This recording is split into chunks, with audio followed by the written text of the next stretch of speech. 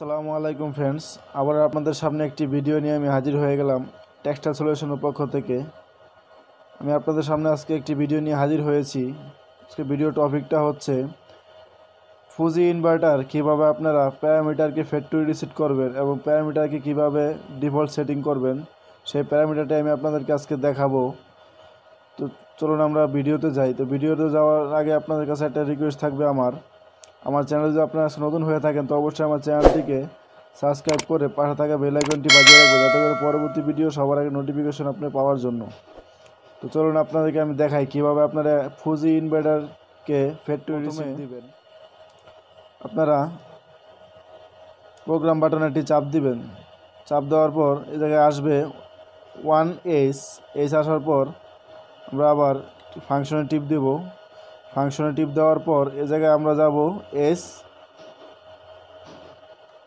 S3-তে আসবেন। S3-তে আসবেন, আসার পর এ জায়গায় আবার একটি দেখতে পাচ্ছেন ফাংশন বাটন। এই ফাংশন বাটনে একটি চাপ দিবেন। দেওয়ার পর এই জায়গায় জাস্ট 1 করবেন। 1 দেখেন আমি এই জায়গায় আপ বাটনে একটি চাপ দিচ্ছি, কিন্তু আমার এই জায়গায় 1 হচ্ছে না।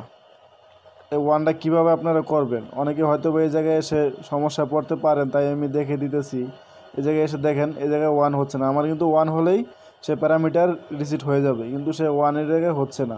তো আপনারা কীভাবে এটাকে 1টা আনবেন, এই জায়গায় সেই 1টা আনার জন্য আপনাদেরকে স্টপ বাটন দেখতে পাচ্ছেন। এই জায়গায় এই স্টপ বাটনে একটি চাপ দিয়ে ধরে রেখে এই আপ বাটনে চাপ দিতে হবে, তাহলে এই জায়গায় 1 উঠবে না, আর না তো বা 1 উঠবে না। তো প্রথমে আপনারা এই স্টপ বাটনে একটি চাপ দিয়ে ধরবেন। ধরার পর এই আপ বাটনে একটি চাপ দিবেন। আমি একটি চাপ দিলাম, দেখুন এখন কিন্তু সে উঠতেছে।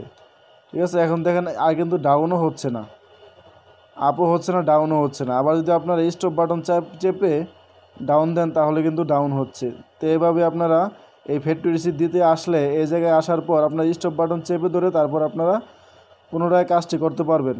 তো চলুন আমরা এখন আমরা সেই ফ্যাক্টরি রিসেট দেওয়ার জন্য আমরা স্টপ বাটনে একটি চাপ দেব, দিয়ে ধরে রাখবেন। ধরে রেখে এই আপ বাটনে একটি চাপ দিবেন, দিলে দেখবেন যে 1 হয়ে যাবে। 1 হওয়ার পর এই ফাংশন বাটনে একটি চাপ দিবেন। চাপ দেওয়ার পর সাথে সাথে আমার এই ইনভার্টারটি ফ্যাক্টরি রিসেট এবং ডিফল্ট সেটিং আগের মতো হয়ে যাবে। তো আমি এখন ফাংশনে একটি চাপ দিতেছি, দেখেন এই জায়গায় সেভ লেখা উঠেছে, তার মানে আমার প্যারামিটারটি ফ্যাক্টরি রিসেট হয়ে গেছে, প্যারামিটারটি ডিফল্ট সেটিংয়ে হয়ে গেছে। আশা করি ভিডিওটি বুঝতে পারছেন। আসসালামু আলাইকুম।